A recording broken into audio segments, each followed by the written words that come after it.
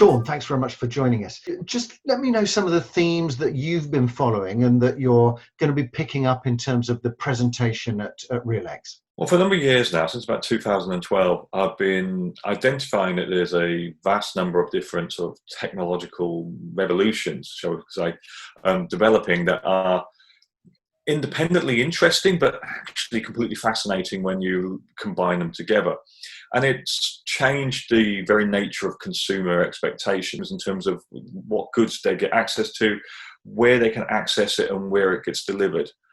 Now, this is obviously going to have a significant impact on the physical infrastructure that we have created in order to support this new expectations.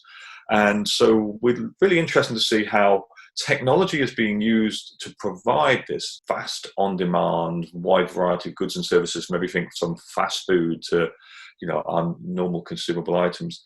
But also, where do we store it, and where do we position these goods?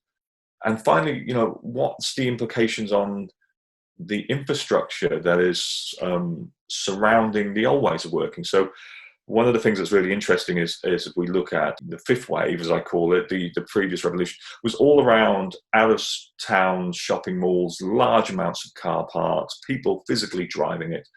But what we see right now is a generation who don't own cars. My eldest son is nearly 23.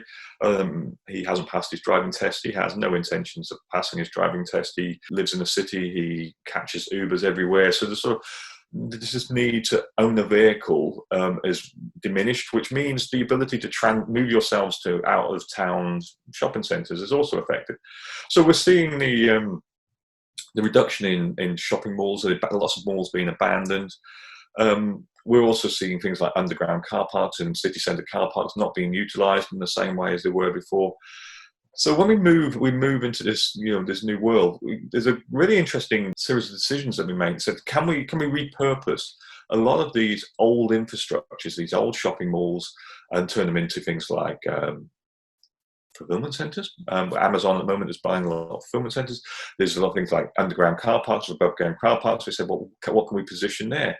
Can we position urban logistics centres either under the ground or above ground? How do we get goods between these out-of-town fulfillment centres and urban fulfillment centres quickly without, causing lots of congestion and affecting the climate? And then looking again at old technologies like, pneumatic tubes and the ability to move things underground. So there's a really interesting series of different revolutions taking place. There's revolutions in technological development. There's revolutions in terms of paradigm shifts about how we buy and our expectations around that. There's shifts around the infrastructure needed. And I think what's really interesting is, rather than just sort of build things from new, if we can start to look at repurposing a lot of the stuff that, you previously had a different use to what it has now, that is actually going to be really interesting, and that's certainly what I discussed in my presentation. I think it's really interesting, that whole discussion around repurposing, and very much looking forward to seeing the full presentation, Sean. Thanks very much. Thank you, Richard. Always a pleasure.